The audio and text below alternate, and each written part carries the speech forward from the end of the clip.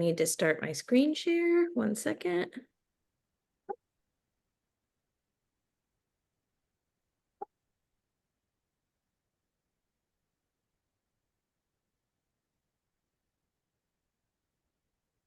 Okay, Emily, do you want to try clicking to the next slide just in case? Perfect. Great. I'm going to start the webinar. Okay.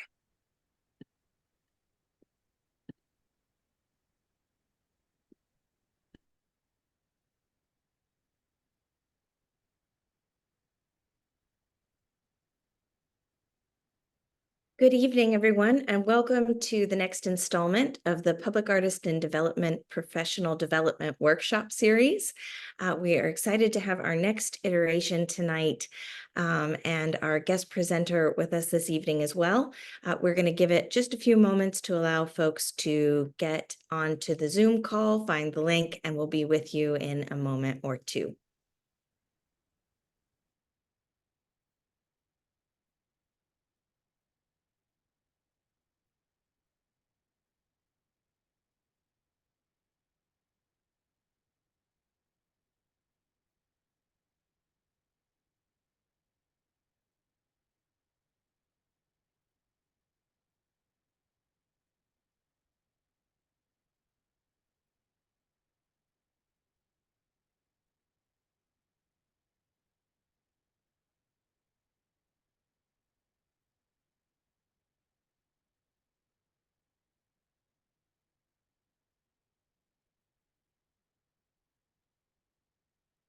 And again, good evening as folks are coming in. We're waiting a few minutes to allow everyone who wants to attend tonight to get onto the Zoom link, and we'll begin in just a few minutes, maybe about 5 past.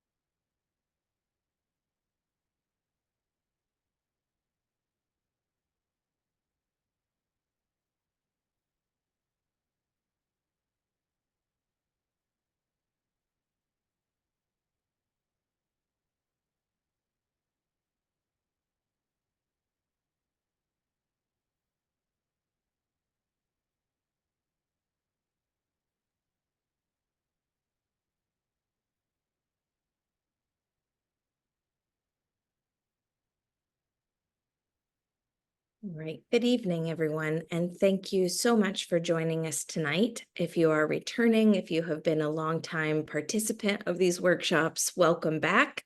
If this is your first one, we welcome you and we're excited to have you here with us tonight. This is the Public Artist in Development Program, which is a program of the LA County Arts and Culture with funding by the Mellon Foundation and support and delivery by Dyson and Womack. This is the Professional Development Workshop Series. This is one element of the PAiD program. And tonight we are going to be talking specifically about portfolio development in the public art context. Before we do, we have a few housekeeping and program announcements that we will go through. My name is Emily Womack. I am co-founder and managing partner at Dyson and Womack. We are a public art consulting and fabrication firm, and we are working with the county on the PAiD program to deliver this and other elements. I also want to highlight that this session is being recorded. I highlight that because if you are new and you wanted to see some of the previous workshops, all of these workshops will be available online in the future, so you can see them and take advantage of this series. Tonight, Alliam, my colleague, will do an introduction and overview of the PAiD program for us. We will also preview some of the upcoming workshops. And then we will go into our topic tonight, and Aska Hisa and myself will be in dialogue to discuss the topic, public art portfolios and developing them. Lastly, as we always do, we will give time for Q&As. It's important that we want these workshop series to be directly engaged with the community. And so we want to make sure we give time to hear your questions, respond to them as fully as we can. So as we're going through the presentation, at any point you can put your question. We will use the Q&A button function of the Zoom. So at the bottom of your screen, or maybe at the top, depending on how you are logged in, you'll see a little Q&A button. That's what you want to click on in order to put your questions into, and you can put them in at any time as they come up. And then when we get to the Q&A part, we will work through them. So I'm going to, sorry, before we go to the program overview, we are going to share the county's land acknowledgement. The County of Los Angeles recognizes that they occupy land originally and still inhabited and cared for by the Tongva, Tataviam, Serrano, Kizh, and Chumash peoples. We honor and pay respect to their elders and descendants, past, present, and emerging, as they continue their stewardship of these lands and waters. I will leave this up for folks to read the rest for a moment.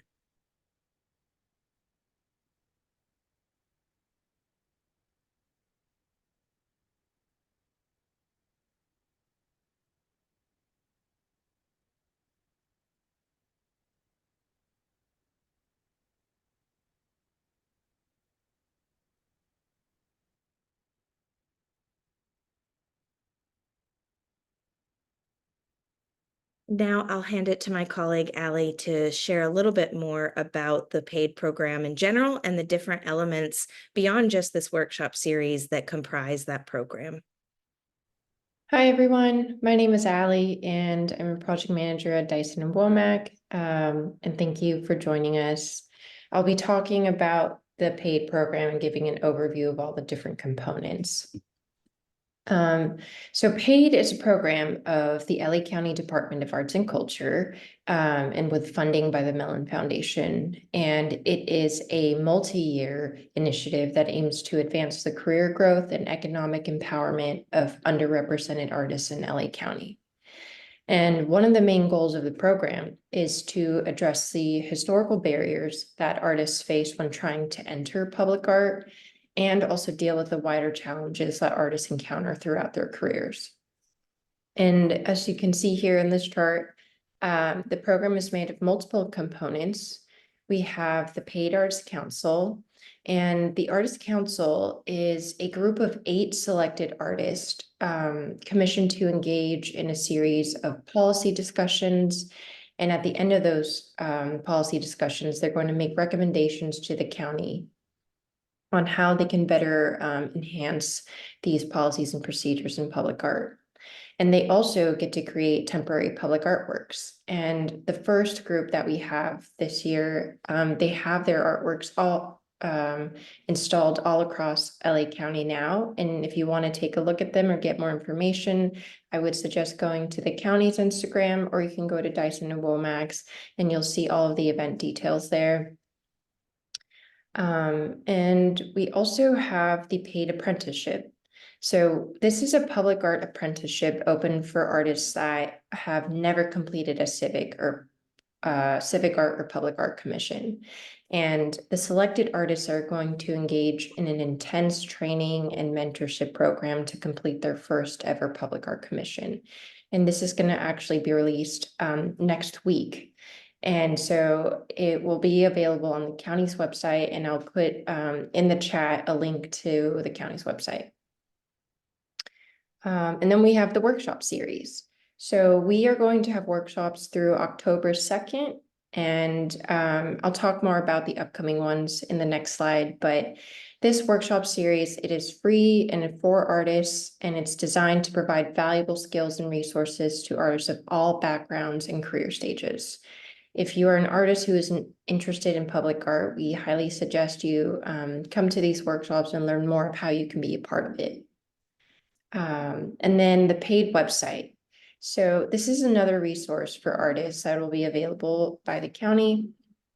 This website is going to include all of the recordings of the professional development workshops and other resources relative to the field. The recordings are going to become available later this year, and we will notify all attendees of when they are live. Thank you, Allie. Yeah. So these are actually the final workshops that are coming up, the final being on October 2nd. And the next one we have coming up is next Tuesday, September 17th, and it's called Why Public Art? This topic is going to explore field-wide questions and about the role and purpose of public art. And if you are wondering, like, why is public art being made, or how is it funded, or how does this come about, I would recommend attending this. And then we have another one on Tuesday, September 24th, Managing a Project Budget. So this is going to go into great detail about how to manage a budget for a public art commission. And we'll be joined by two project managers from Susan Nardulli's studio. And it'll be a great session to learn more about this. And the one on Tuesday, October 1st, is Administering a Public Art Project.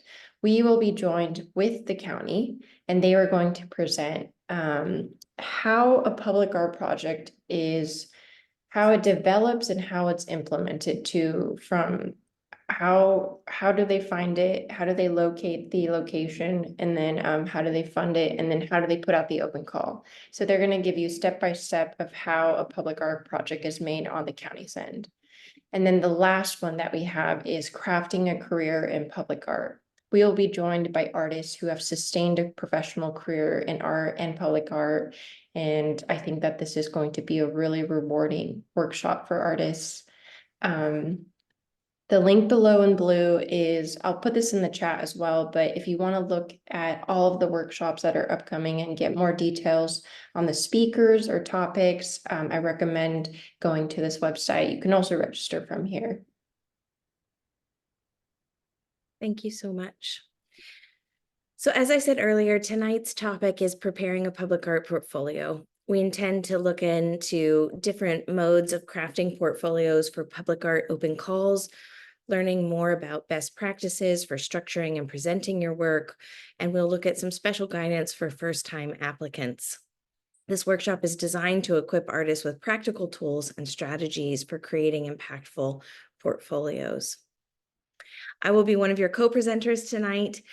For those of you who are returning, you may have had a chance to meet me before. For new folks, my name again is Emily Womack. My firm, Dyson & Womack, is an art consulting firm and also a fabrication firm. We have had the pleasure to work on many projects, including Current LA, the City of LA's Public Art Triennial, and the California Air Resources Board Public Art Program, which was one of the first programs and one of the largest programs globally to take a specific take on climate change, climate justice, and craft a permanent public art program about that. I have had such a treat. It has been such a joy to work on this series, and I'm very excited to be in conversation tonight with our other co-presenter, Aska Hisa, who is the Director of Learning and Engagement at the Institute of Contemporary Art, Los Angeles. You guys might know that a little bit more as ICA LA. Aska, as I mentioned, is the Director of Learning Engagement at ICA. At that job, she curates and produces programs for community and museum audiences that focus really on artist and social action. She is also currently a Smithsonian Fellow in Museum Practice, a lecturer and adjunct faculty member for UCLA's School of Art and Architecture, as well as at the Otis College of Art and Design. In 2019, she was the lead curator of Current LA Food, which was the way that I had the first pleasure to really get to know and work with Aska.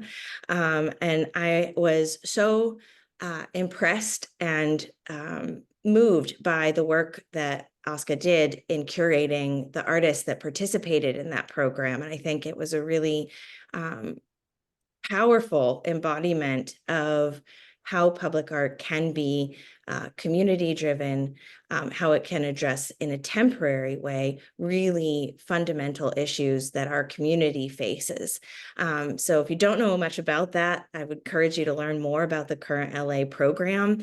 It's an incredible project that, again, Oscar was the lead curator of.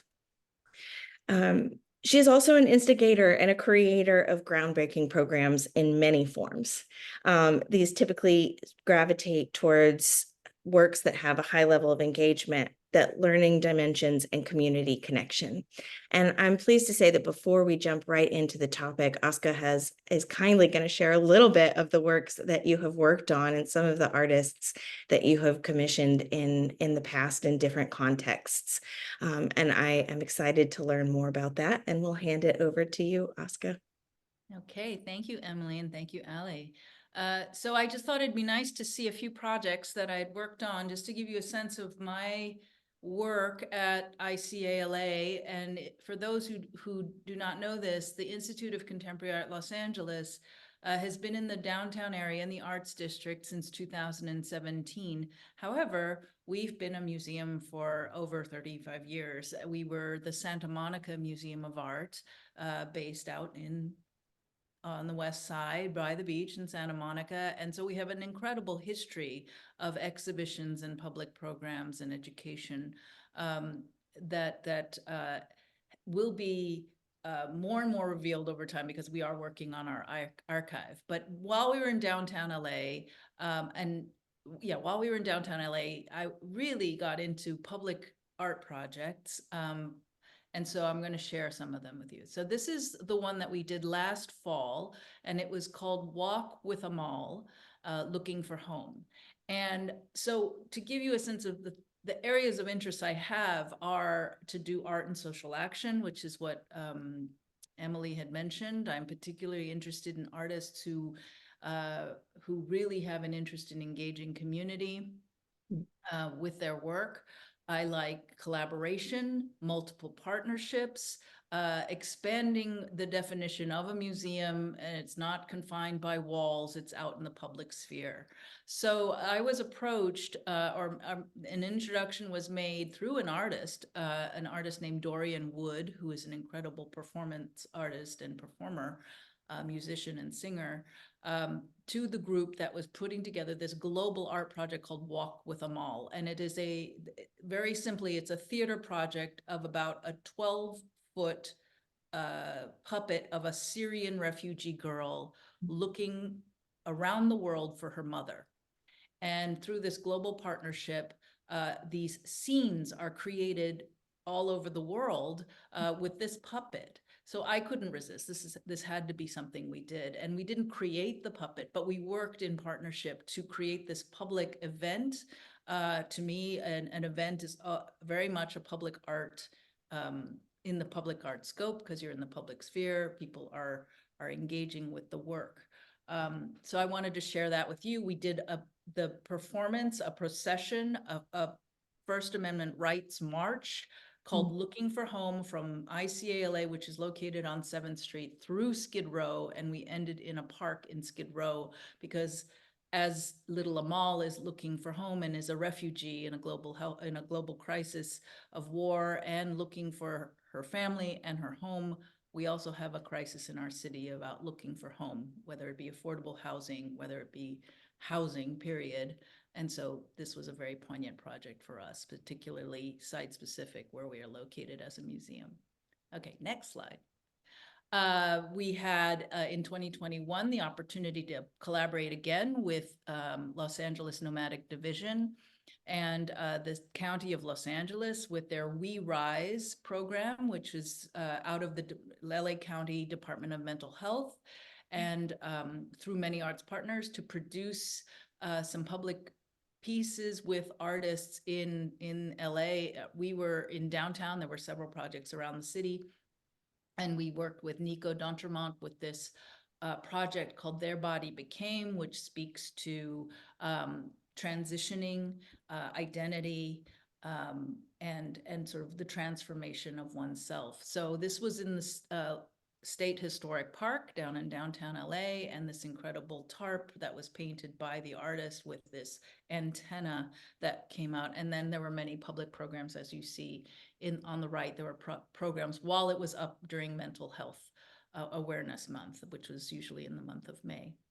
Okay, next slide. I don't want to spend so much time on my projects. Do want to get to the portfolio part, but this is Iris Yirehu and their Sundial project, made in collaboration with the late Julia Bogany and Megan Doram, to do this sundial. So this is a drone shot, so you can see how the sundial works, but it's a gorgeous painting that is where one stands for the sundial effect. And then it's an incredible history of nature and self and indigenous histories.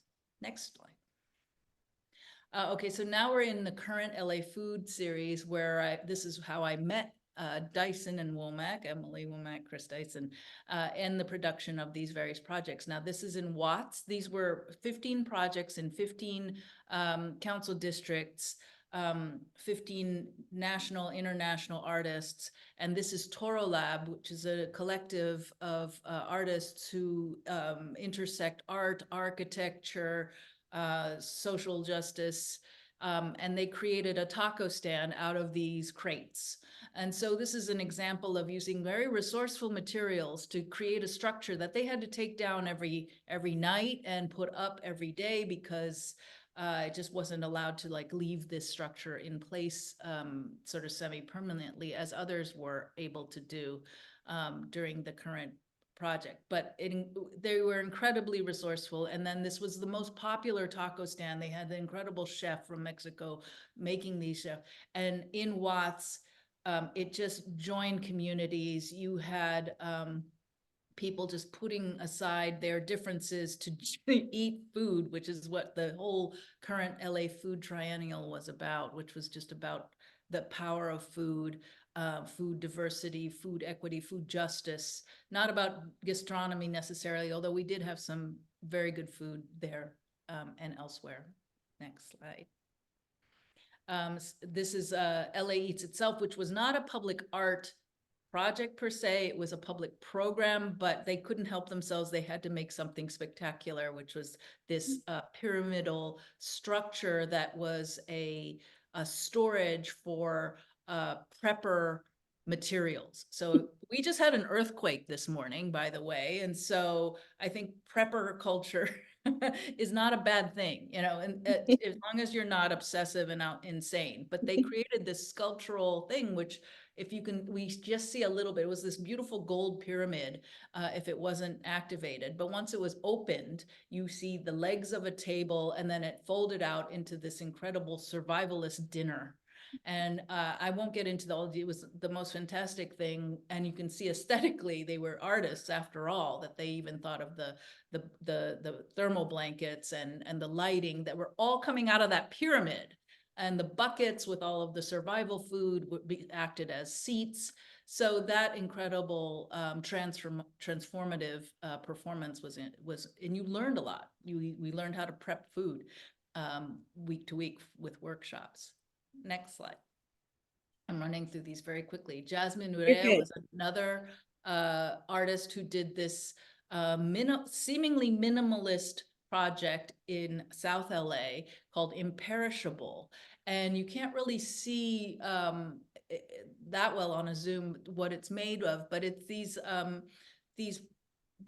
plinths, these large rectangular forms that are completely filled with flaming hot Cheetos. So this was in South LA, where Urea was addressing the fact that in these urban areas of Los Angeles, these pockets, they don't have access to fresh food. And what you see most commonly are these little shops that have flaming hot Cheetos and any other forms of food that are quick, inexpensive, filled with red dye number 4 and other dyes. And so it just perpetuates a health deficit. So this was a comment to sort of say it's incredibly beautiful. Like, people love flaming hot Cheetos, but and so it was a monument to flaming hot Cheetos, but behind it was a whole discussion and discourse about the fact that we can't only have that. Next slide, or if there is a Oscar, next. before you go on, I just wanted to share, I don't know if you knew, but Jasmine is one of the artist council members for PAiD this year. Oh, fantastic. And actually, if I can do a wee little plug before you carry on, she has done a second iteration of the Flaming Hot Cheetos piece that is actually on display right now at Mudtown Farms in Watts. Oh, And this wow. Saturday from Oh, noon to 3:30, she and one of the other cohorts of the Artist Council, Tarek Gutierrez, who has work at Mudtown as well, are hosting an opening, a reception. They're going to talk about their work. And you can come and see the second iteration. This one is a sphere instead of the domes. And wow. so I just wanted to share that since you were sharing her work. So that's incredible. So the reason why I included Jasmine's work is that Jasmine had little to no experience making public work, public art, and now here she is really becoming an expert. So she's in the process of Current LA Food was a wonderful opportunity that allowed people to come in with little experience in actual realization of public art because you were in the care of an experiment with the city of Los Angeles, boldly looking at what it could be to create these projects. Thematically, they weren't permanent works or semi-permanent works, so they could be created ambitiously, and with the care of Dyson and Womack, they realized their dreams. So Jasmine Araya, I think, has got the bug of public art thanks to this project. And that should be an encouragement to those who are part of this series, PAiD series, incredible series, to just really learn and get into the possibilities. And now I'm going way back to 2011 when we were at the Santa Monica Museum of Art, and we're not a big museum. I mean, we have to be resourceful, and we don't have space for public projects necessarily. We don't have a sculpture garden. We don't have even a public program space necessarily. So necessity breeds innovation. So I just kind of looked around and saw places where I could do things, and this was this empty hallway at Bergamot Station, which was the art center where the Santa Monica Museum of Art was located. And it was this sort of, sort of boring hallway, white hallway that went on forever. And I thought, God, wouldn't it be great to have some public work here for people? So Wallworks is this award-winning program that was pairing artists with young students, K through 12 students, and the museum. So this little trifecta, like we're able to produce something. Now, of course, I'm the sort of curator, art director of it all, and I get an artist who doesn't necessarily have public art experience to create something that are on the walls of this hallway. And the formula is always a mosaic. So we would do a video, and this is just to date myself, we were doing videos, and the first ones were with VHS tapes, and then we did them in DVD. But then, now it's probably streaming. I'm not doing them anymore, but I would love to do them again. But we would do these sort of like masterclass videos where we would show the artist making the work in their studio. You got to sort of peek into their studio, and they talk about their work, and then they teach you how to make the project. And then in a kit, we'd send all the kits to these classrooms, and the teacher would then take the baton and run with it with the students. And each student made their work, and then they were installed with our installers as a public art installation. So this is with Olga Kumanduros with a work called Cart. Next slide. This is the next one that is with the artist Peter Shire. There's a little image of the plain hallway. So the before picture and the after picture. And this was an ambitious project with the artist who is a ceramicist and also does a lot of public art as well, who has experience doing public art as well. There are some pieces in the city. So Peter has a studio called Echo Park Pottery. So we had the students work on clay discs, which Peter prepared and provided a bisque-fired disc, but then the students glazed them and then drew into them. And this was a piece called The Walls Have Eyes. And then we fired them, and then we installed them. And the signature stripage that you see there, that's a very signature Peter Shire move. So these were up for several months. We would do about 2 a year, engaging thousands of students over the course of 10, 12 years of doing this project. So I think that's the last one. Do I have any more? No. Now we're going to get into public art portfolio. So that just gives you a sense of my experience and then where I might be coming from with some of my answers. Oscar, thank you for sharing that. I also just really enjoyed seeing those examples. And I think as we go into talking about preparing a public art portfolio, it's nice to see images of works, because in many ways, that is what a portfolio is, right? Yeah, I pitched my Yeah. And it's funny, I don't know. I'm curious if curators have portfolios as well as artists. Yeah. But thank you for sharing that. And I'm excited to talk with you tonight about this topic.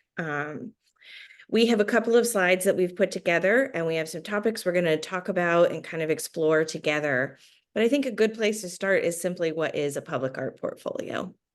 A portfolio in general is a visual resume that showcases skills, creativity, experience in that way. And a public art portfolio is not significantly different from any other portfolio artists might put together. It's that it is specifically grounded in and prepared for a context of usually an application for a public art opportunity. And as we saw with the works, Oscar, that you just showed, those opportunities can be very different. They can be temporary, they can be permanent, they can be community-led, they can be even now there are opportunities for digital pieces.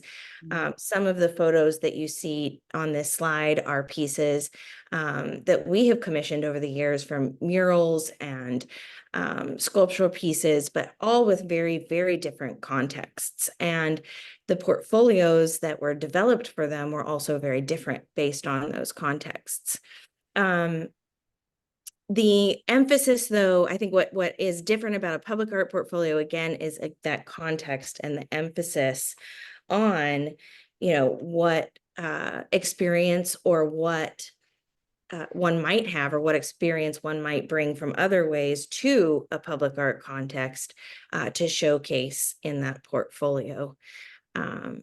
I just like to start with that basic definition before we dive into more of the things. So we're starting here with some fundamentals.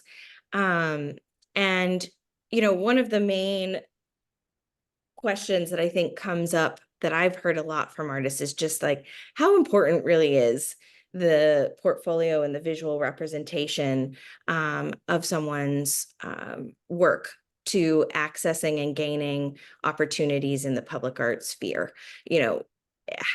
Last night we had a workshop about applying to open calls, Oscar, and in that one we looked at all the different elements that go into a public art application: the letter of intent, the portfolio, yes, maybe references, your CV, all of these different elements. But we're only doing a specific session on portfolios. We're not doing one on the letter. We're not doing one on others. And I think that underscores the importance of it. And I just wondered if you wouldn't mind starting us out by just kind of talking about the significance of the portfolio for artists and why we are giving it that extra time to really go into it tonight. Sure. Well, by saying it's a visual resume or visual CV, or just the visual explanation of your work, it's visual. Yeah. So emphasis on imagery is tantamount. It's just really important to invest in the thinking of impressing with, your first impressions are with an image. So in the visual portfolio of a public art project. So when I just gave my little slideshow, I went from the most recent so I did a chronological presentation with the most recent first. I didn't put too many images in it. It can be pretty strict in terms of, if you have 10 slides, you get 10 slides. Yeah. We only want 10 examples. And of course, you saw in some of them, I just felt like I needed more just because the detail was hard to see, but you have to resist. You just sort of have to find the best picture that represents the whole and go with that. Now, it is challenging because, or you might decide to devote 2 of those slides to that project because it's so important to see the detail. And because they may penalize you for just trying to sneak in 1,000,000 pictures in there for the 10 slide limit. Yeah. It's probably not unheard of that people do it, but it's just be judicious about how you're presenting work. You Yeah. want the wow factor, but then you're going to follow it up with obviously the explanations. So a balance of the final piece and if it's helpful, a detail, Mm. and if it's very helpful, maybe some other things that support how you got there. Because if that's part of your narrative, if it's like one proposal, sorry, it's not a proposal, it's a portfolio. So you're trying to show as many works and efficiently. Yeah. I think efficiency is very important. I agree. And I think removing things that get in the way of viewing the work. So like the top thing we have on this slide is like utilizing consistent layout and design. And I think that the reason that's one of the fundamentals that we've included on here is because the emphasis should be not on, lots of things going on around the work, but on the work. So folks really see that picture and go, I can try and understand what I'm looking at here. Yeah, you don't want confusion. You wouldn't want to cloud cloud it with so many angles that they don't really know what is the main, like what is it like to see it if you're walking up to it. If this is a public artwork. Now if you don't have a public artwork to demonstrate in your portfolio, then that's another thing. It's like other samples of work that support will be presented, but just avoid efficiency is key. Yeah. Streamlining, because you want to be to the point with each image in your portfolio. Absolutely. And there's one other presentation format thing that I think we have left off of this that probably should have been up there, which is about also leading with your strongest work. Starting off with that. And I also am aware that sometimes it's hard to know what your strongest work is personally, because it's hard to be one's own objective viewer. And I mean, I know I'm constantly surprised when I show people images and that they, one that I'm really close to because I know the story and the narrative of it may not be the one that others immediately gravitate towards. And so I think it's really, we'll talk about this as we go through, but important to try to also get outside perspectives as you're developing this. You want to show your strongest works based on the brief that is Yes. presented to you. So yes, you may say, this is my favorite work, or this is my strongest work, but if it's not relating to the public art call, then you have to rethink that. Yeah. I think that also speaks to it as a living document. And we talk about that too, that it's not something that just sits and on a shelf and you pull it out when you need it. Yeah, it's not a one size fits all necessarily. So it should be something that you can customize per. Yeah. And in what the works you showed as well, you showed works from, as you said, in a more chronological method, which is an approach one can take. But, I think that requirement or the formatting note up here about like really making sure to try when you can to get high resolution documentation, consider lighting, really get good images, because 10 years from now, when you want to put that piece that really relates to a call that you're applying to, and you go back and you look at it and you're like, oh, I just wish I had a better image. You probably can't at that point, and I know when you're putting projects out there, sometimes documentation becomes the last thing, but I do really want to encourage folks to take time and to really prioritize getting good documentation of your works, even if they're just works in your studios. When it comes time to applying and you're under that time pressure of putting an application together, not having to worry about, do I have good documentation, is one thing you can take off that worry list.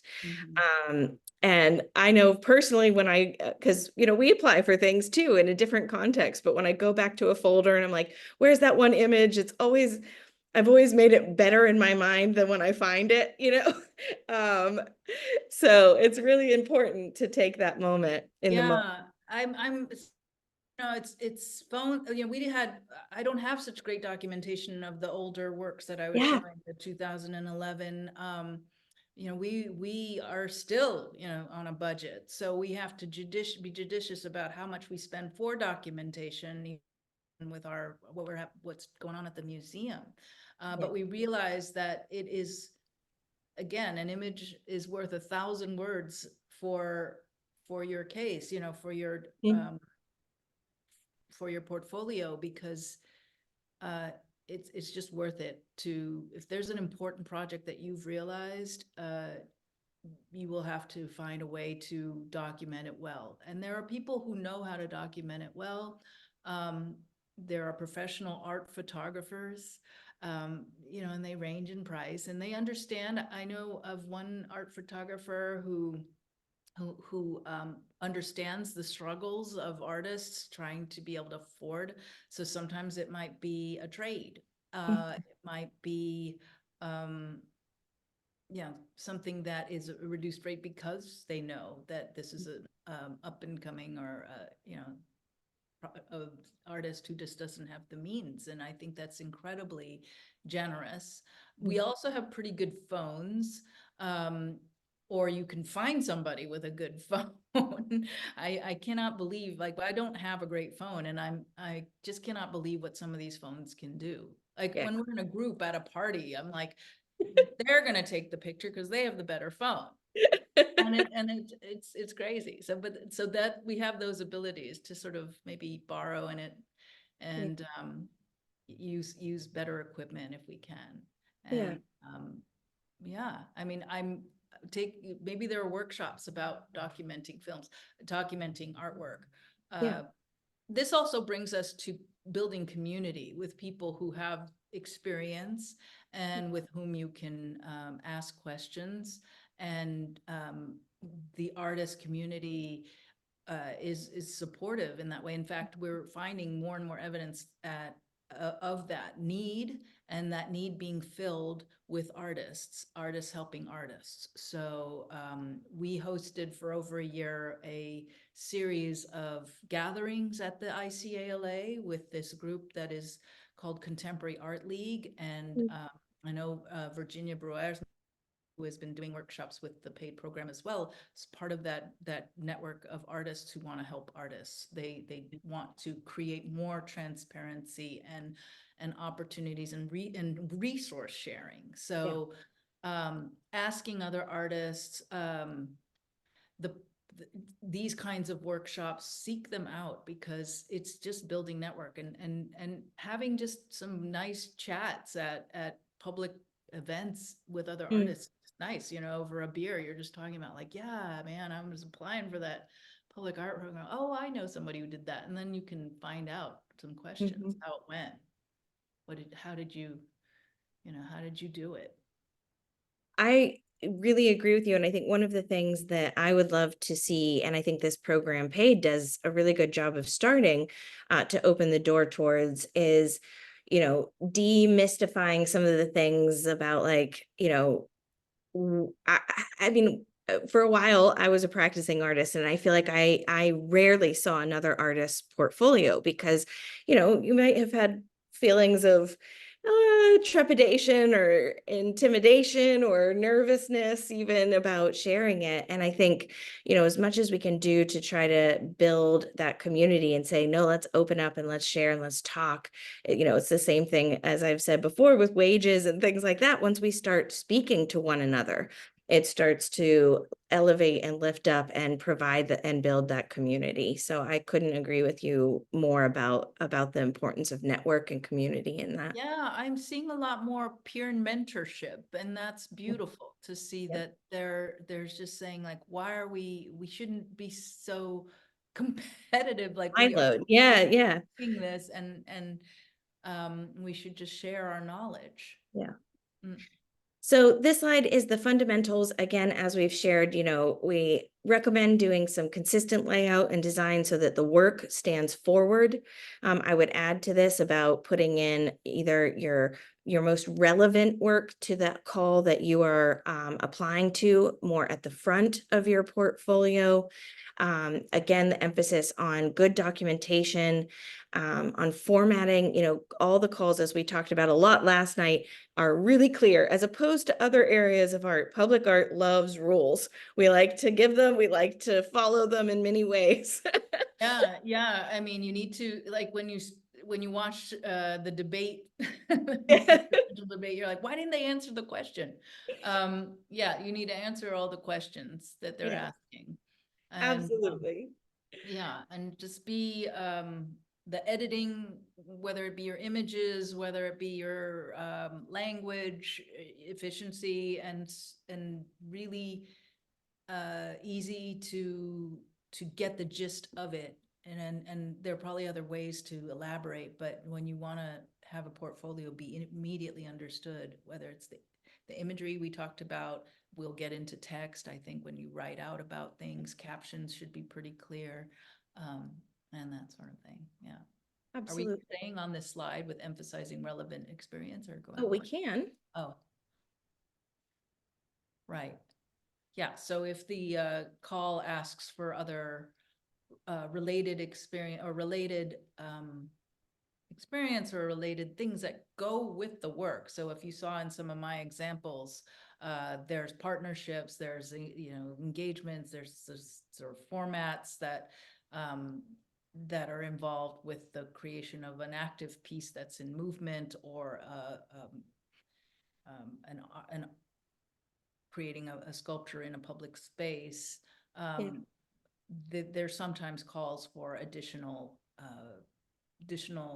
dimensions to it, which would be the community engagement, which I think we get into a little later, right? We will. Yeah. I totally agree with that. And I say, again, this is why this is one of the fundamentals, is that these are not cookie cutter. And I know that takes time. And I know it's frustrating to not just be able to have your portfolio and plug it in at every one. But from experience, I can say that if you take the time to really try to tailor the portfolio to the opportunity, whether in the case of like current LA, I'm sure many of those portfolios tailored their portfolios to relevant experience around community engagement, or temporary works, or performance-based works. The Ooh. piece that you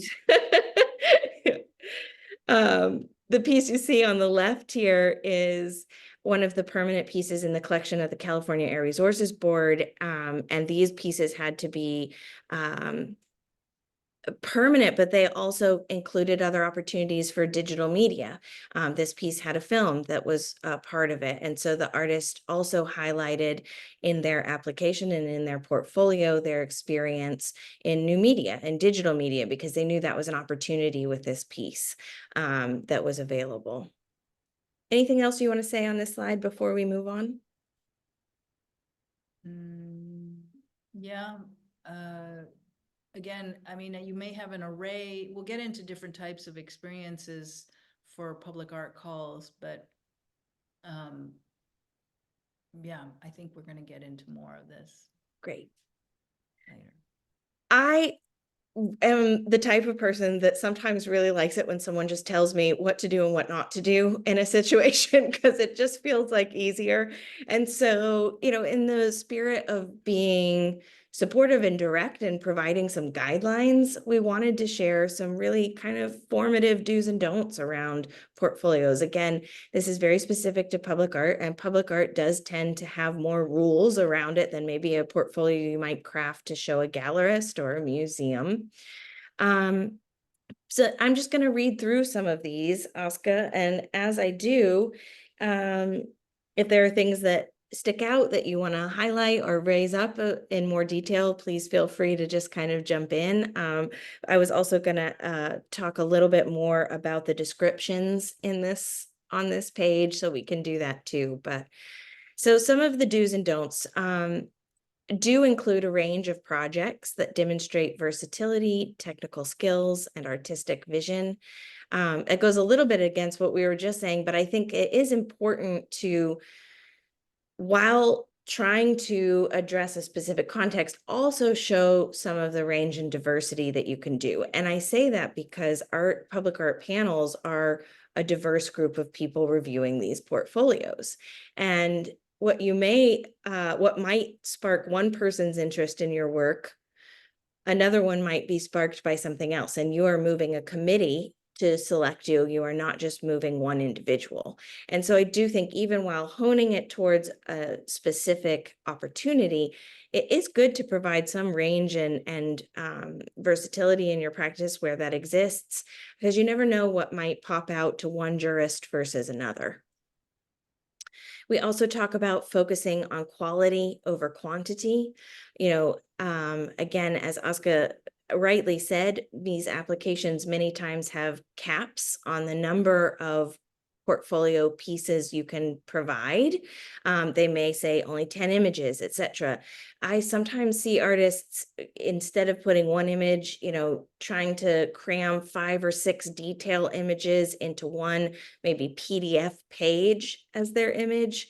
I would say most of the time, I don't think that's necessarily super successful, because it just feels a little like, one, is it really following the letter of the intent of the application? And two, how is it, it can bring up some distracting elements. So I think really focusing on what are those really strong images of a work, instead of trying to show 15 or 16 different angles. We've talked about relevant to the purpose of the opportunity, highlighting how your work might translate across other materials or mediums, telling a cohesive story about your project or your practice, thinking about the time it might take to review. So, if there's an opportunity to see video or audio files as part of it, sometimes you get a couple hundred applications you're going through as a jurist. And if it's 15, an artist that primarily works in video or in sound, and you have 15 slides or portfolio images or files, and they're all 5-6 minutes long, that's a lot to get through. So I think it's good to really kind of hone in on that if that's your medium. Updating portfolios, again, as we said, these are living documents. Keep continually rethinking what's better options to put in, and maybe removing some of the less relevant or older works over time. Prioritizing the photo documentation, following those directions, and trusting peers to review your portfolio. I'm going to pause on the portfolio descriptions one, because I know you raised that up in our previous slide, Aska, and it's something that I think is undervalued or underutilized sometimes in these applications, because it's another opportunity beyond just the letter of interest that you have, which is usually word count based, to be able to give context and share more about the image. And sometimes in the public art world, you're really given a good paragraph to write about what each of your portfolio images are. So I wondered, this and other of the do's that we have out here, if there are things that you feel like you agree with or disagree with or want to highlight. Yeah, so I'll just focus on a few of these, like the portfolio descriptions, to be able to elaborate in text or language, using language to describe things. They also need to be edited and quite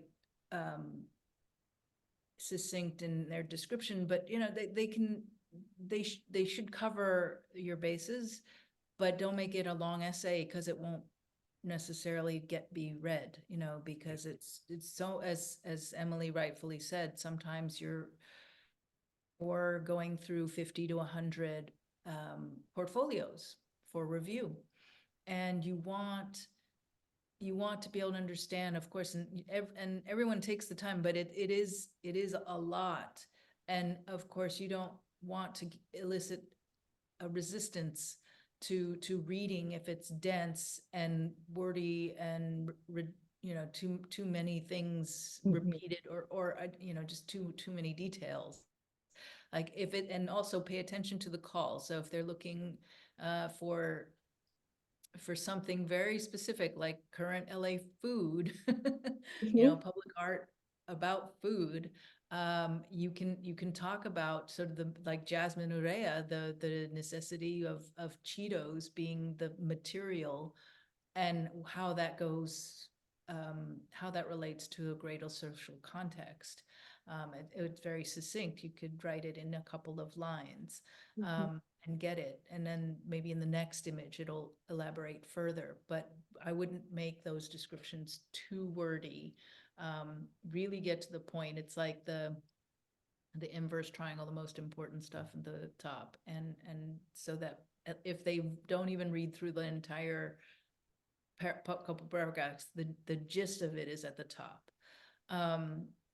And yes, the videos or audio files, they should, yes, recording of an entire hour-long performance is fantastic, but you indicate the time code. And sometimes grants are actually telling you, like, you must have no more than 3 minutes per, and you only have so many videos you're allowed to submit. But obviously, if it's a video that is showing the community engagement with your project in a really amazing way, yes, include it, just so that somebody can see what it looks like in space. Cohesive story that reflects your unique voice and artistic journey, absolutely. Just we're artists, so we love a bunch of things, but again, your artistic journey and voice per the call should be focused, and you can keep all the rest to unveil at another time, because people, as they get to know you as an artist, will leave those surprises for later and have your unique voice and artistic journey for this project clearly there. You don't have to tell everything. You can really talk about it, your particular perspective in relation to this work for this call. We have 2 don'ts on here because they are pretty important don'ts. Because both of them will likely get you not moved forward. So I really like to highlight them. We talked about the different stages of a public art application last night. And if that's something that you're not familiar with, you want to learn more about, I encourage you to watch those recordings once they're available on the county's website. But in public art, there's typically a 2-stage process in a competitive application, one where you're requesting qualifications and one where you're providing a proposal. The qualification stage, which is the portfolio we're kind of talking about here, which is where you usually have the portfolio element, is not the place or time to propose a proposal for the opportunity. I have never seen that work out well. I think I can be that black and white about this. And it's for many reasons. It's because usually at that stage, the jurists are not able or prepared to be able to review a proposal, because at that time they know that they're looking at an artist's previous experience and starting to just begin to hypothesize how that might relate to the opportunity. And if you go in with with a proposal, it's going to throw that and go, wait, but do we actually want that piece? We don't know if we want that piece, and when no one else is showing a piece, it puts a pressure that you're, by selecting this artist to move into the next stage, that you're already committing to a design or a proposal for an opportunity at a point when the jurists and the commissioners are not ready to commit to a design or a proposal. The other don't, Oscar, I'm happy for you to talk about that one if you'd like, or I can. I think we covered it. Great. Yeah. So balance has come up in the previous slide as well, but oftentimes we get asked questions about, like, should I only show completed works, or can I also show in-process works or sketches or proposals, maybe for other projects that didn't maybe get realized, but were fleshed out and show my practice. And as we put here, there really is not a magic formula for how many of maybe in process or sketches or rendering works to include, but there can be a place for that in a portfolio. And one or two, might be a good balance, but um, one of the things I know you've seen a lot of portfolios as you've reviewed different artists, but one of the questions I was going to posit to you tonight was just about how artists might tailor portfolios to align with themes or requirements of an open call, and how, customization might play a role, and where sketches and renderings or unfinished works might be more appropriate or not. And I'm just curious about your thoughts about that. Well, a call, if there's a call, and we just talked about this in the previous slide, don't submit a proposal. So you're really putting a portfolio of your skills. And Yeah. if you're an amazing draftsperson, or even if you're a funny draftsperson, like a doodler, and you have funny doodles about these ideas, why not? But it shows personality. It also shows skills and preparation. uh Sort of the penultimate, I think, of Christo, who does these crazy drawings that are of the pieces when he wraps bridges or churches or public monuments. But there is extensive sketching, which are artworks in themselves. Mm. Mm. That is incredible. Like, if you had that kind of practice, then yes, please include your sketches, because that's your imagination of a world. Not necessarily the call specifically, but of your ways to imagine um, art, making work about public art and space.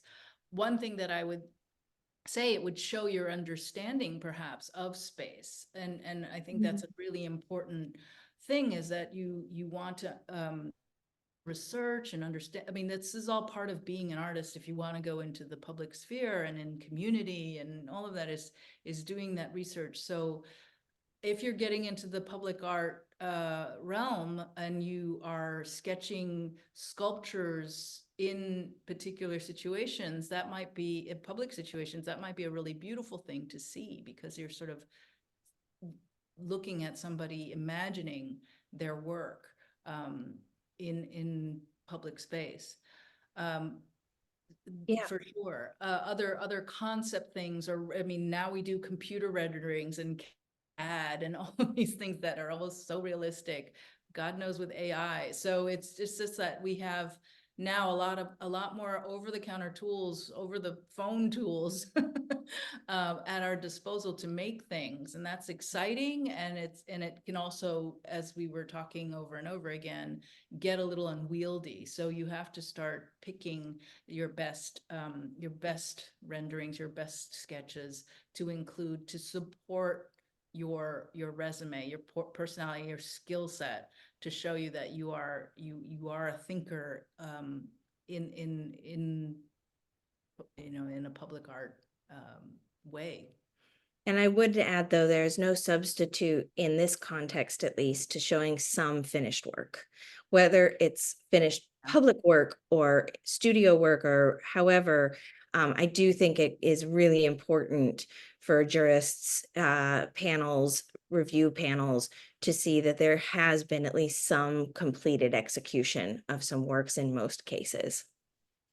The last thing I want to add on this slide is just that, again, we've talked about sketches and renderings and other forms of work, but a portfolio, at least in this context, and at least in how we typically see it and typically review it, is not a place, though, I think, for for any research photos. It's your work.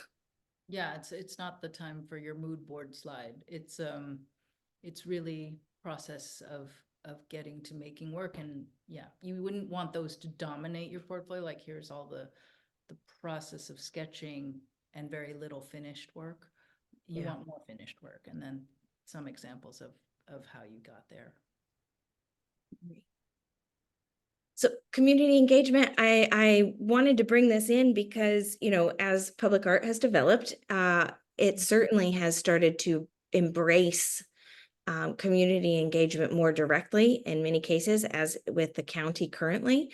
Community engagement is a requirement of um, any commission that you might be awarded. And so, we do get a lot of questions about, with applications sometimes about whether to include community engagement. Um, and I wonder if you might have some recommendations for community initiatives, projects that artists might be able to participate in to help build this element in their portfolio, or how they might include it in a portfolio. Well, it would be challenging to make it up. Yeah. You'd have to pull from experience. So I think as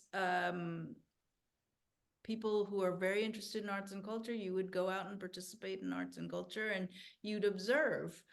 So start by observing. It's a research process of others are doing it. And then you might think, well, I might have done that differently, and how would I do? So then you're sort of taking notes. Mm.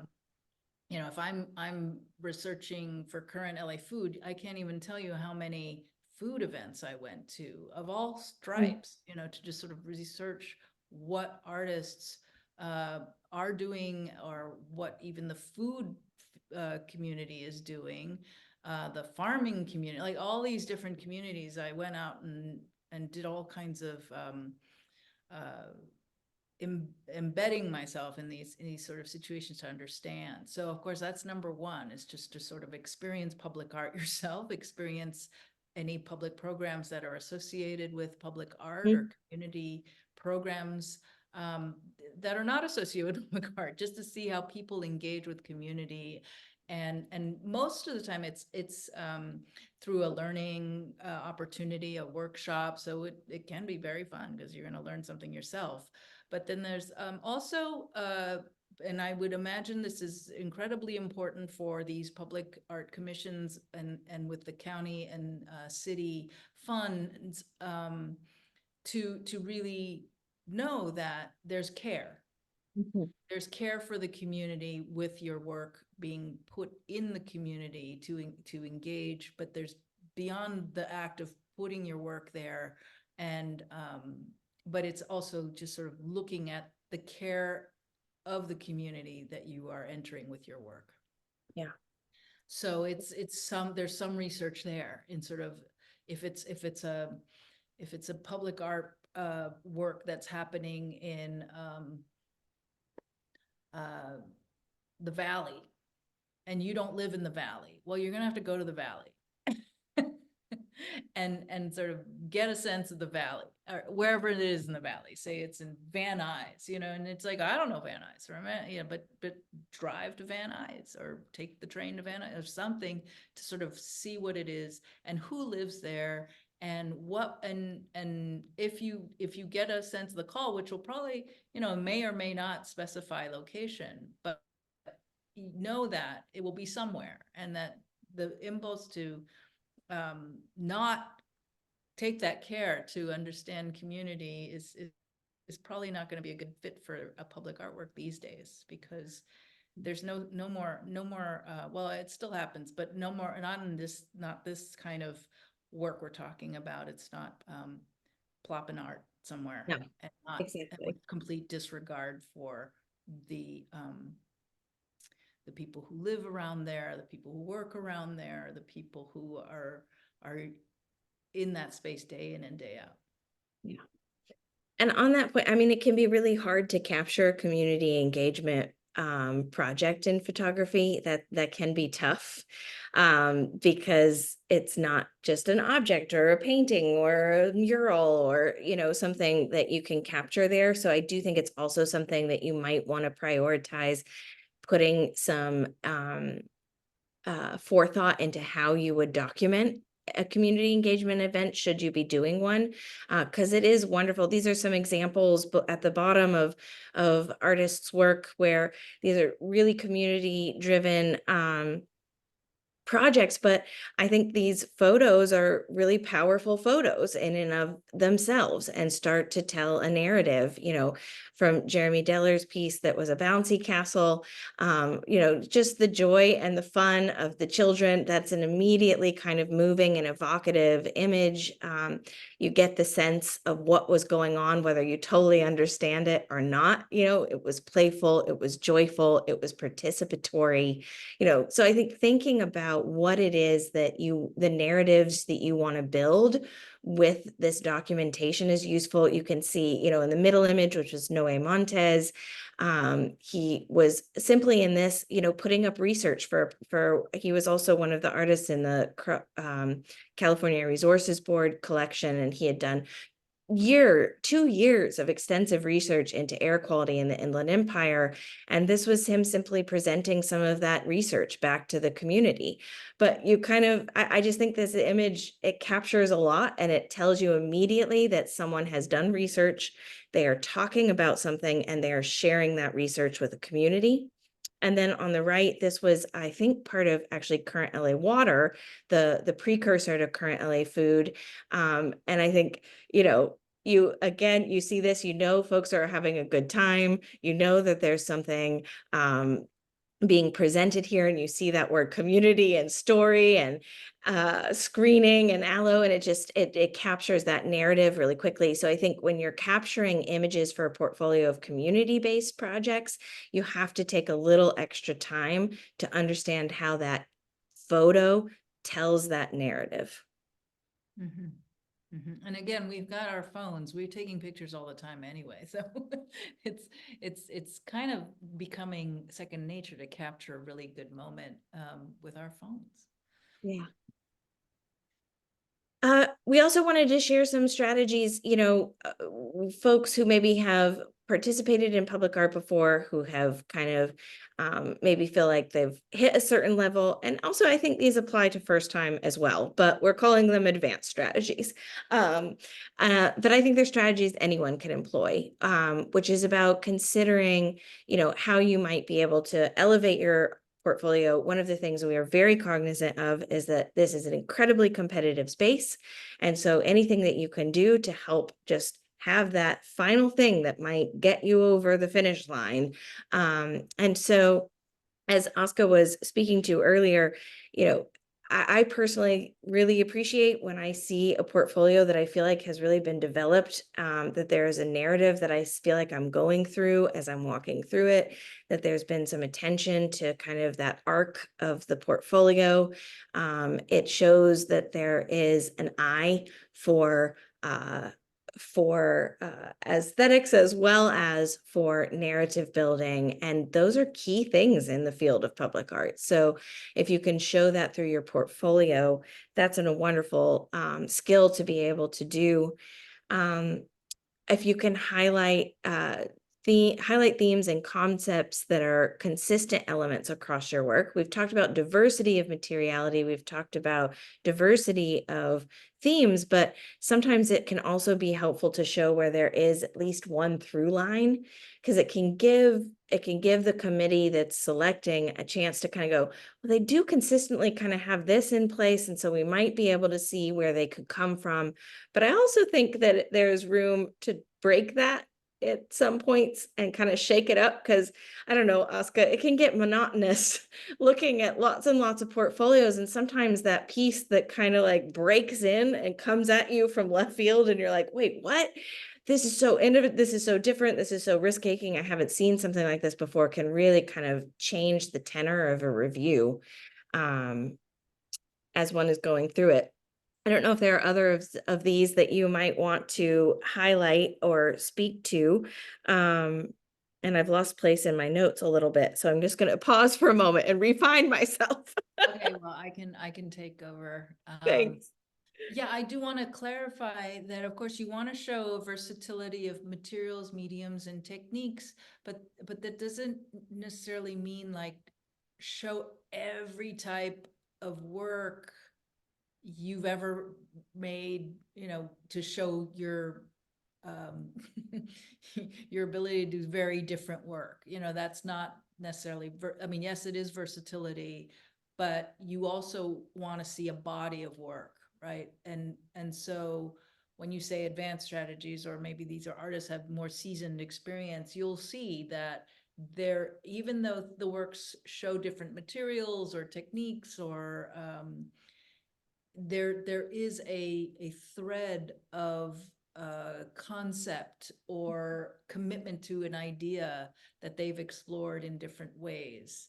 But it's not wildly different types of work. It's not like, there's a sustained interest, and that helps that helps the jury sort of saying, okay, this person has a incredible focus, um, whatever it is, sculpturally, or it could be a outdoor space for people, but it might be architectural. It's just sort of there's a consistency there, but then within that you can have a versatility of materials.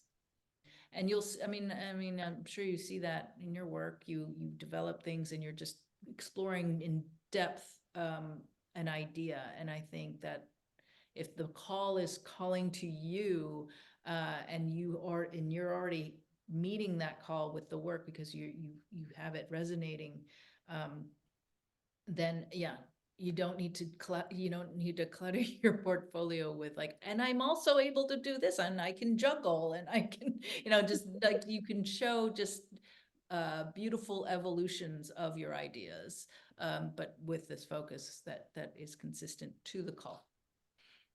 Yeah, that's really about like almost the importance of restraint in some cases, and the confidence that there can be in restraint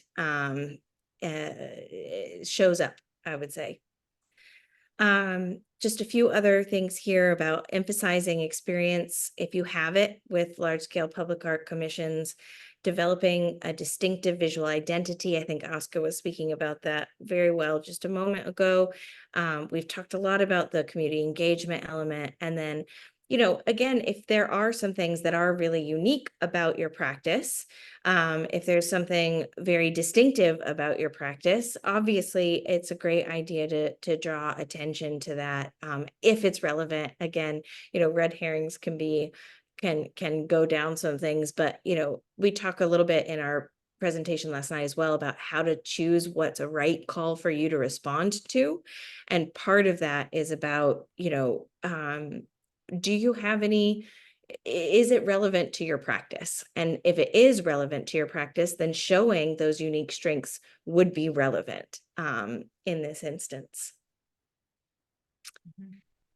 We also wanted to offer a little bit of a discussion for folks who might be applying, because I know, I'm sure Oscar would agree with me, that this is the ability to secure a first public art commission is sometimes seen as the ultimate hurdle.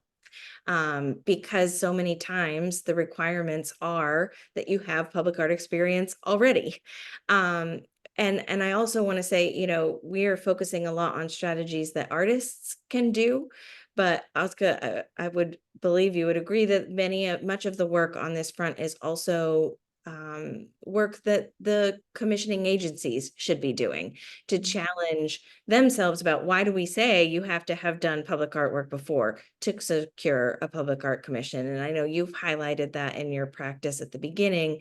The PAiD program is certainly invested in opening those doors, and commissioning agencies should continue and are continuing to do so.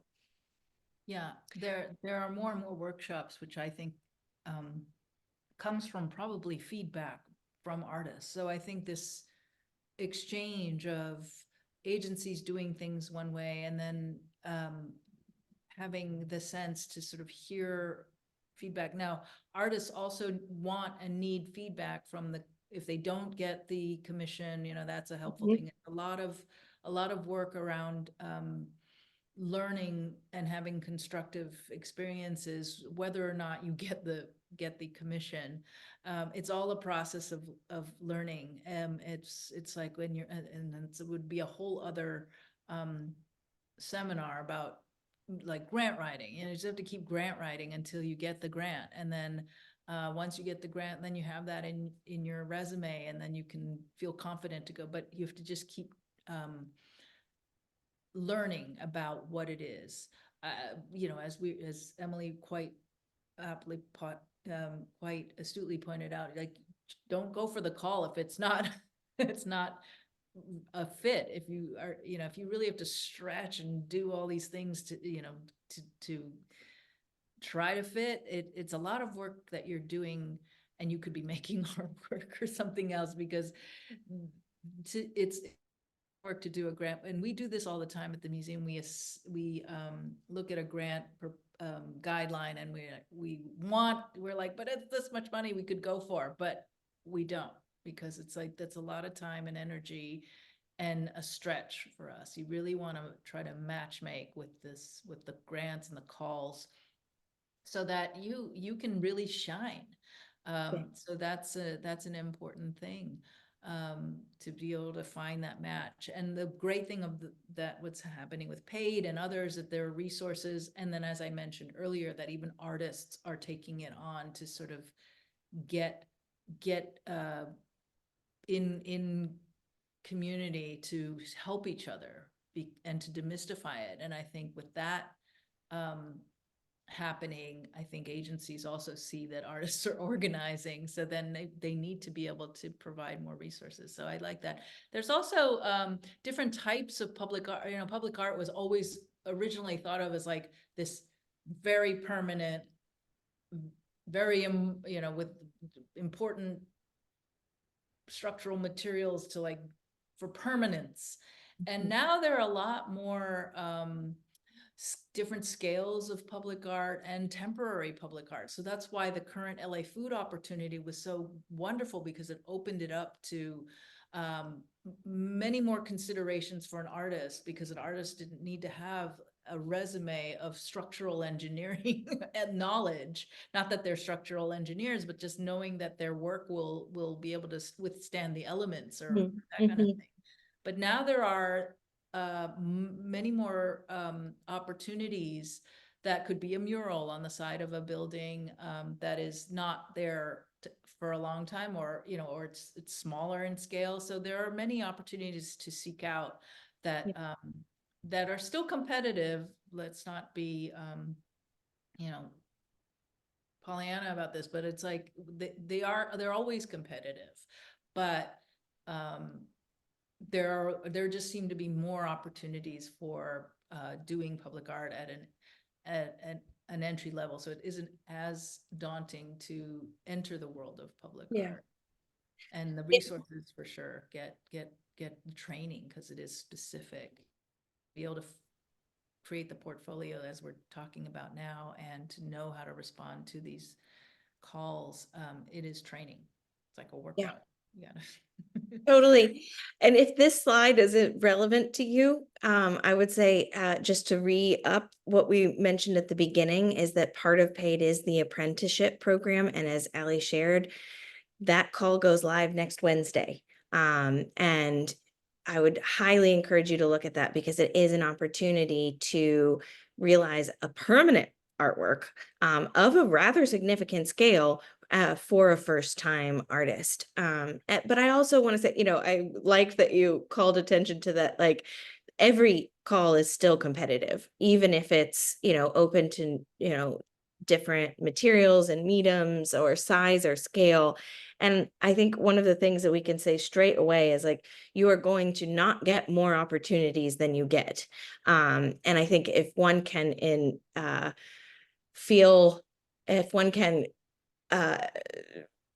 be aware of that going in, that can be a balm to just know that's going to happen. You're not going to get every opportunity that you apply for. But some of the ways you can stand out in a crowd, if you do not have, you know, some previous experience there, is, and I think we've mentioned this probably ad nauseum, but tying, how is this opportunity relevant to you and your work? Do you have a strong connection to it because of the location that it is? Do you have a strong connection to it because of the community that it's working within? Do you have a strong connection to it because it shares themes? You know, that some of the works I was showing with that Air Resources Board, I think two at least of the 5 artists that were commissioned for their first ever public artwork in that program. And it is because how much their application was so perfectly relevant to the topics at hand. They were artists that were really dealing with climate justice. They were really working on that work. And so it made so much sense to include them in that collection, even though they didn't have experience at quote unquote in the, permanent public art field. Sure. I mean, that's how some of these artists that they just were so compelling because they responded to the prompt Yep. with the right balance. I think that was an earlier slide, like striking the balance between showing accomplished work, you know, and complementary sketches or research sketches for that work, Mhm. and a narrative that told a story that they were committed to this type of work that is what the prompt is asking for. So you just had this whole portfolio that showed someone working toward public art, or at least can scale very quite you know clearly. Yeah. And when it's exciting, when you're a juror and you're like, oh, I could give an opportunity to somebody for a public art commission that has never done it before, that's exciting. And and you as a juror, I know we've put it on the agency to be like, take care of this person because we want this person to succeed. They want all of the applicants to all of the commissioned artists to succeed. So that's the beautiful thing once you get a commission, is that they will do everything to make sure it's realized and realized well, and you learn so much in the process.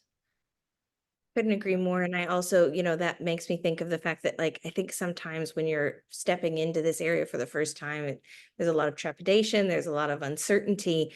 And I also just want to say, from the other side of it, I have never felt anything but honored to be able to review people's portfolios, honored that they have felt compelled to apply, honored that they've seen something in the opportunity that, made them feel like this was something they wanted to have their work be aligned with. So I think if you can remember that, those who are looking at your work are grateful that you have applied. We're looking for artists. We want them to be engaged with this thing we've put forward. And we're actually really thankful that you have applied.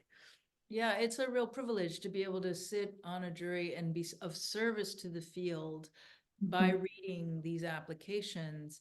And I'm, happy to be here tonight to sort of help further, um, outside of a review process, because it's creating an ecology of, for this kind of work, that would be designed for success and winning situations for everyone. Even if you apply and you don't get the commission, that would be a learning process. And I mean, I've been doing jury reviews for many years, so I've seen it grow and deepen and become way more considerate of needs, than say, 10-15 years ago. And even the jurors are even diversifying in perspectives. So that's why you might get people who are on the juries that have a real particular perspective. And so and they may not have necessarily public art knowledge. They could be, in a sort of more just looking at artists in general. So they will respond to things that someone who has extensive public art knowledge differently, and that becomes the dialogue in the room, to defend the parts of an application, and that gives the applicant a lot more opportunity for a good reading, not only one dimensional, or it's just multi-dimensional, multiple perspectives on understanding a work. So Yeah. that's a nice thing. But back to the first slides of like good images, clarity of narrative, clarity of your scope. Yeah. Absolutely. And so, I think in response to this slide I wanted to put, because I think it is in response to things we have heard from artists about, like, I just don't have access to a camera, or I don't have access to a photographer. I don't have access to editing softwares and things like that. And so we wanted to try and offer some creative strategies. Again, I think I have tried to be really clear in all of these workshops that we are talking about the system as it currently is, not the system as which we wish it to be. There are other elements of the PAiD program that are invested in trying to change and grow this field into a more equitable and a more accessible space. But there are some realities about, like, right now, a portfolio is comprised of documentation, and the better the documentation, the better the chances of it being reviewed well.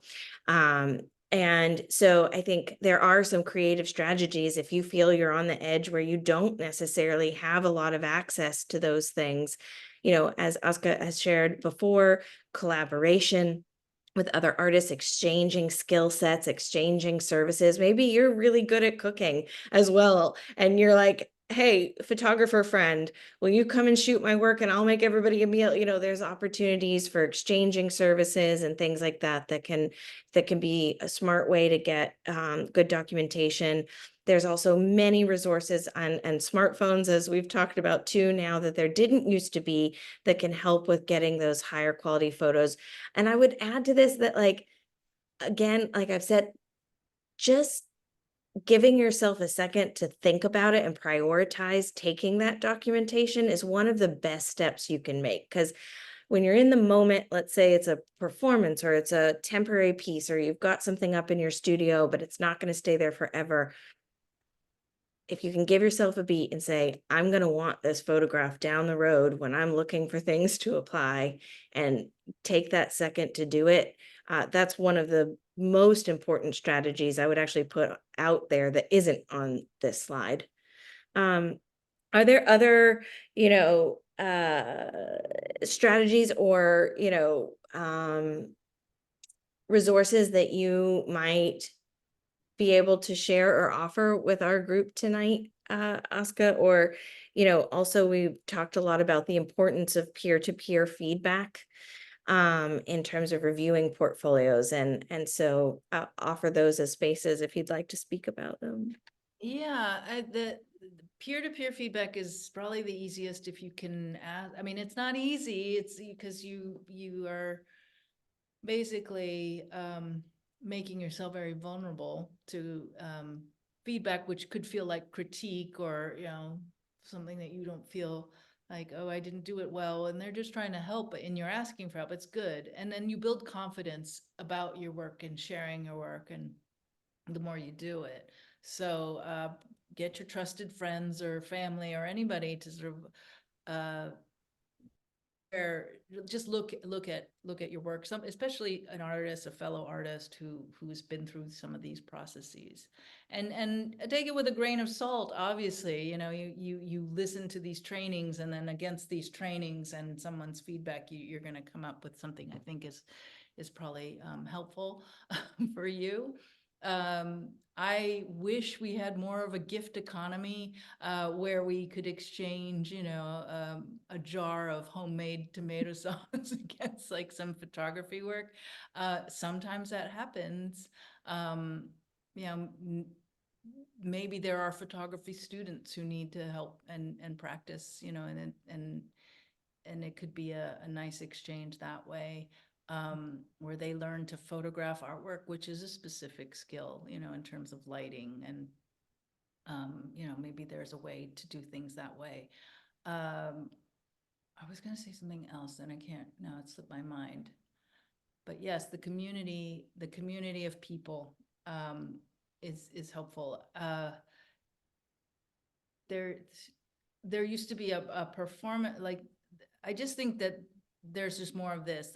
I know that in the performance art community, the Los Angeles performance practice, they would do these sessions where they would pair people to sort of be able to talk with artists and just answer questions.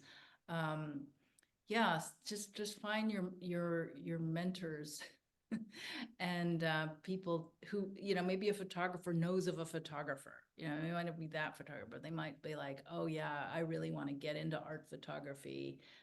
I'll do it because I need to build up my portfolio. Because we hire photographers to shoot exhibitions and artworks. So that's a whole field. So maybe there's an exchange that can happen there. Yeah, something else will come to me, but I can't remember at this moment, but it is good for community, to build community. I think this might be our last slide, but I think we're talking about a lot of things and perhaps maybe a little bit too rosy of a perspective in some ways. And I think it's really important to be really direct about the fact that there are still many, many barriers for participation and for building a portfolio. And those barriers might be logistical, they might be um, uh, internal barriers of whether one can participate in certain things.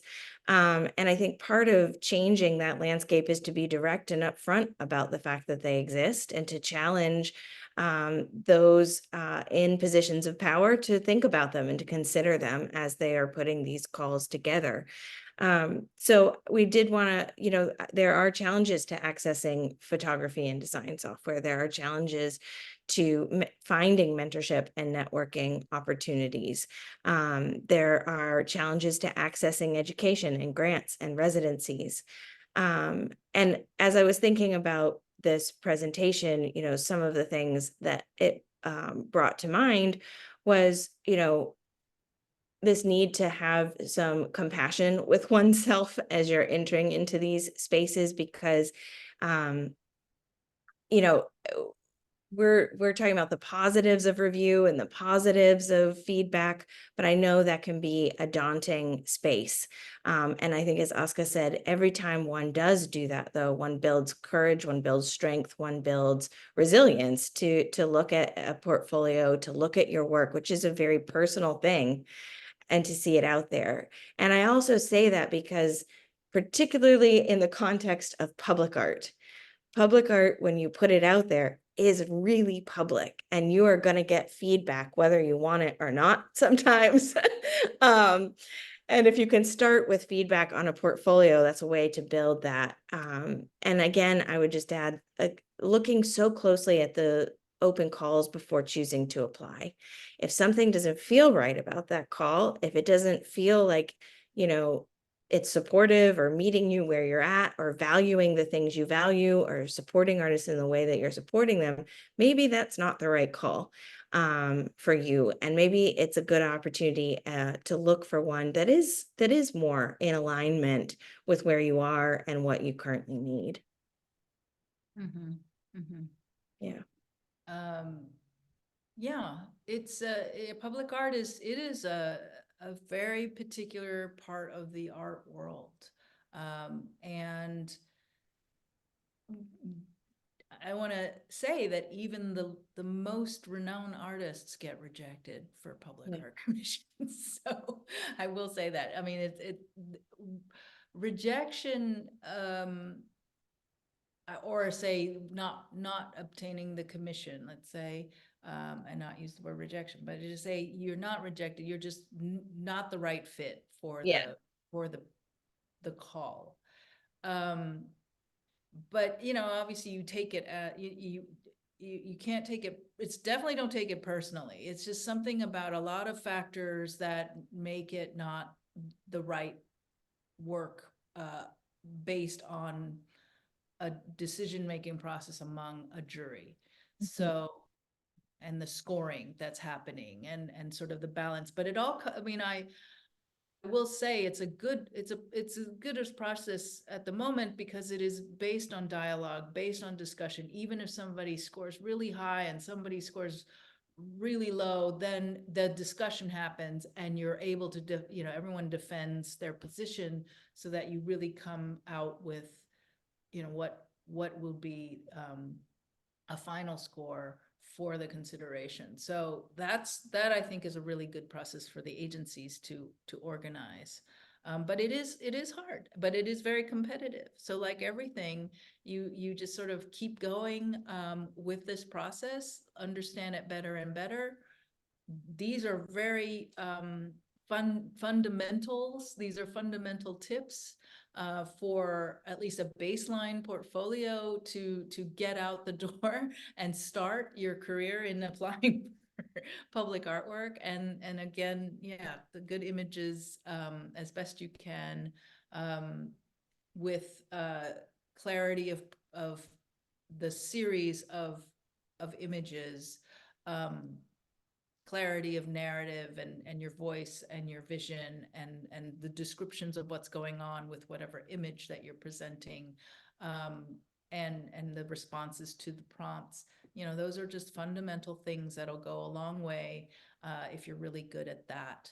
And then, yeah, then you'll see according to it. But everyone is in this competitive field in the art world, and you could still be on the cover of a major art magazine and still be working to get an exhibition at a museum or get that public art commission. It's not it's just, you just keep trying and you keep understanding. I think that's the most important thing to learn about, like understanding how to present oneself, how to create confidence in your own work, and pride in your work.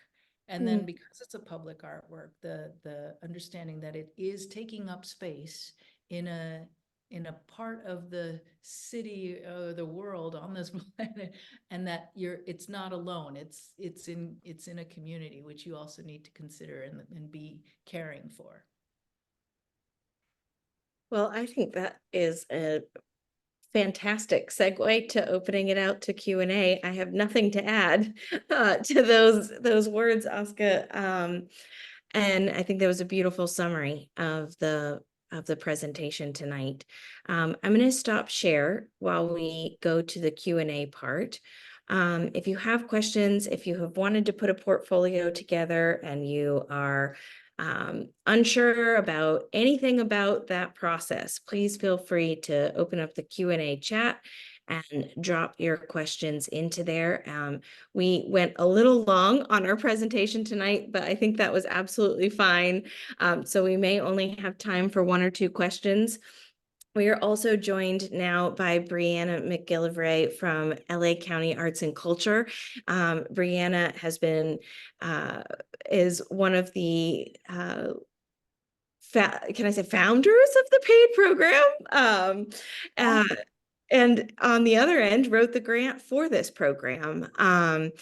And so thank you for joining us tonight. And as questions might come up that are directed about, that might have county-based answers, or, from your own experience in other ways too. But why don't you just briefly introduce yourself before we jump into the Q&A? Yeah, hello everyone. I'm always delighted to be able to join these sessions. Myself or the other co-manager, Pat Gomez, has been kind of coming in at the end just to provide another perspective and resource and possible insight into, whatever the topic is, more from, a county perspective, but also, I have other experiences working in the arts. And so, yeah, happy to try to answer any questions if, they come up. So thank you. And thank you all, for being here. It's great to have you. Okay, Allie, do we have any questions tonight? Yes. So one question we received is it okay to add multiple views in one image, including the concept sketch? What if it was a team or collaboration and I only worked at the concept phase and not the fabrication phase? Why don't we split that question into 2? Let's start with the first part about, is it okay to add multiple views in one image, including a concept sketch? I mean, generally, I'll just add, for civic arts applications, we specifically, outline in the instructions not to have multiple images combined in one image that you're uploading. It just, in our experience, is just too unclear for the panelists.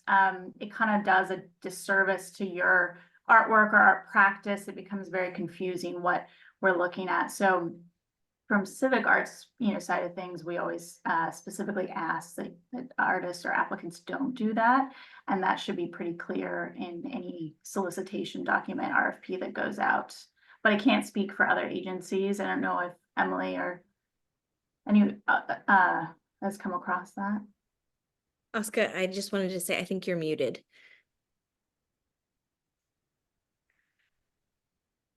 Oh. Oscar, I think you're muted. We can't hear you. Me right now? Yeah. Now we can. Go ahead. All right. Yeah, I was just muting to not have any ambient noise. No worries. Yeah, certainly I've seen multiple views in one slide. It's like you said, it gets confusing. You want the hero image to immediately understand the project as a whole, and then maybe you can devote some slides to the details. So if the details are incredibly important, like there's some marquetry or something that is like so you need to get up close, then definitely devote a second slide to the detail. Or maybe that second slide can have two details, but it's about the details only. So that could be helpful. And then sketches, if there was some really important sketch process. But if it's really beautiful as a final piece, then don't include the sketches.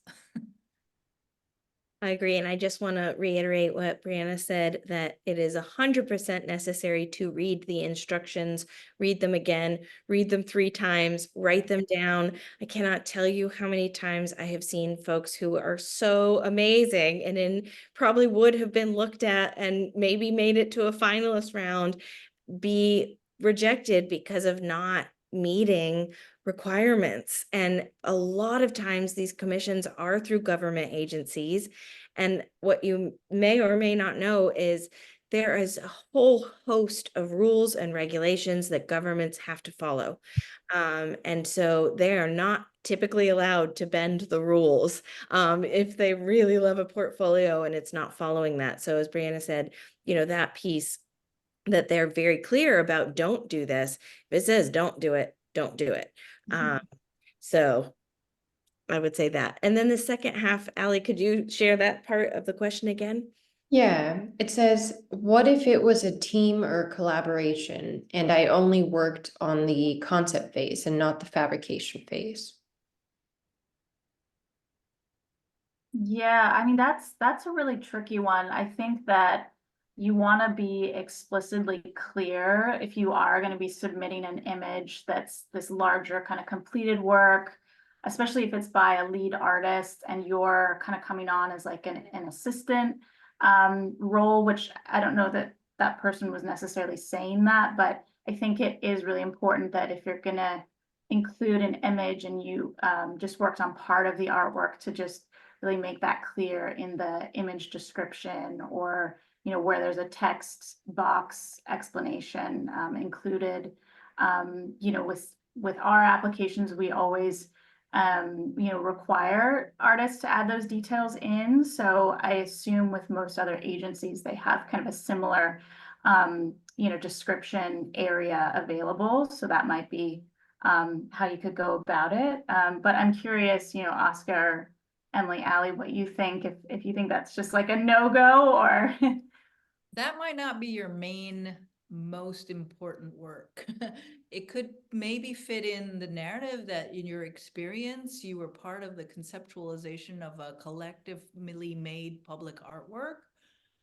That shows experience, that shows if the project was realized and you are claiming co-authorship of it, I think that's valid as an example. It probably wouldn't be your main example because you weren't, it's not your work alone. but it could qualify as something to support your experience, because we were saying the portfolio is a resume of skill sets, and if there are sketches that are related to the, if it looks like the final piece, and to be clear, it has to be your final piece to some degree, right? If you did it with somebody else and then that other person handled overseeing fabrication, but it's made by both of you, I'm just giving an example, then I think that qualifies as one of your experiences.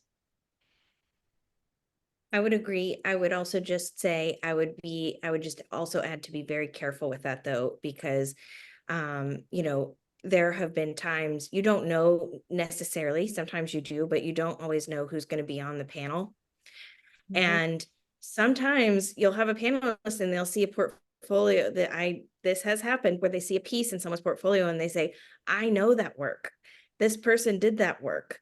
The work that would, and they may not read the description and see that you had a role on it. And it might, again, to what Oscar said earlier tonight about, you don't want to set a tone with someone that makes them think, are they, fudging this a little bit? So again, I think Oscar is absolutely correct. If you have a clear role in it, if you are a co-author and someone else fabricated it, but your aesthetics and your concept, Yeah. yes, you are named as an author, no problem. But if it's a little bit more gray than that, I would err on the side of leaving it out.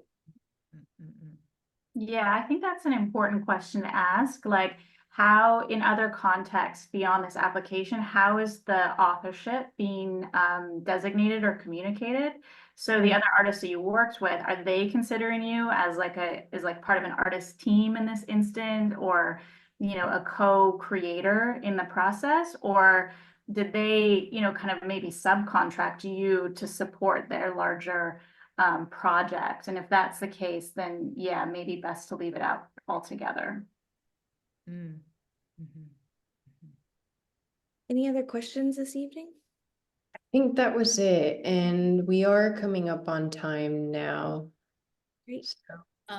I wanted to add one other thing about a portfolio, because you mentioned government rules and rigor in that respect. We're artists, and artists want to make creative things, even down to a portfolio. And I would reserve that creative energy to not make a funky looking portfolio for the sake of it looking funky. Like, I don't know, creative emoji. I'm going to make it up, like an, emoji collage around just for and creativity, or graphic framing or something like that might not serve your portfolio. I know those are, you could do it, but it's a risk, because we're saying sort of a consistent, pretty, I would say, sort of, you want a sophisticated presentation. You want something that has, it's focusing on the artwork, not about the sort of decoration around the artwork to make the slide sort of some pizzazz on the slide. Leave that creativity for another time, because this is really just wanting to focus on it, focus on the image. And it may sound dry, I'm going to say more sophisticated, more elegant, like straightforward. Yeah, I wholeheartedly agree. I mean, I think and you all talked about this, earlier in the presentation, a lot of the words that I wrote down that, hit home for me is just like clarity, efficiency, consistency should be kind of the elements of whatever kind of application or portfolio you put together. Because, you want it like the layout design in particular, any kind of like framing or packaging, for what it's worth, of the artwork shouldn't get in the way of the actual artwork. And so there's a tendency, if you get too busy with, like, as Oscar was saying, really like funky kind of layouts or designs, it sort of takes away from your artwork and clarity on that kind of like through line that you're trying to create across your works that you're showing. Yeah, I mean, I get it. It's probably makes it fun. You're actually trying to be generous to the reviewer and saying like, let me make this fun and enjoyable as an experience. But you're going through, it'll actually suddenly be sort of a jolt. And yeah, it is fun, but it's like, it's distracting. So that's the only, right. That's another recommendation. Distracting as much as this one is being distracting right now because she's like, it's 8 o'clock. I'd like my dinner. I have, sorry to interrupt. I just have one final thought that I kind of see, sort of when I talk to friends and artists in the field, that is just like I think helpful for me, like even just as an arts professional, when I was starting my career, and I'm putting together sort of my packaging or my like resume, I always find it helpful to just like get online and Google like what other, established public artists or artists in the gallery, sector who you really admire, and maybe even kind of make work in a similar vein to you. Like, how do they present their portfolio and their resume and their website? And that can be like a really like easy guide to kind of, and if you start looking at more than one, you'll see there's kind of like certain conventions that no one's saying, but that are sort of stylistically common from artist to artist, that are professional and working in, whatever field that you can even kind of tap and take from, that it just cuts a lot of the headache, and you don't have to reinvent the wheel, and I think what you'll find is that, to Oscar's point again, is that it's really simple, like really, really simple layouts are the most effective. Yeah, that's a good exercise, is to check other artists' websites, because that is their visual portfolio, and you see how they present it. Now, sometimes there's some that have all kinds of animations or and it's really hard. It demands patience to get to the work, and you kind of just want to see some straightforward photographs, and you get it. You're like, that was cool, but it's taking about, this percentage. Speaking of time, as we run out of time, we have like 2 minutes, but I want to say, take the time to make your portfolio. Give yourself time to put it together for a call. Now, portfolio, as we said, is a living document, so it's an ongoing exercise to perfect it. But when there's a call, don't wait till the last minute. You're going to have to, craft your portfolio or recraft your portfolio per the call. You need time. So as soon as you hear about this call, like, don't wait till the last minute. Go ahead, Allie. I know we're short on time, but we did get one last question. Oh, Maybe we could have one person answer this. Someone asked, any suggestions for social engagement in public art photo shoots? Focusing on whether you're focusing on people or the work, or how to kind of frame a photo shoot of a social practice project. well, you saw that one picture of Sarah Rara, of somebody looking at the work. So it served the purpose of showing scale and engagement, right? And you showed examples of people looking at the work that was about research. I can't remember the artist, Noe Montes.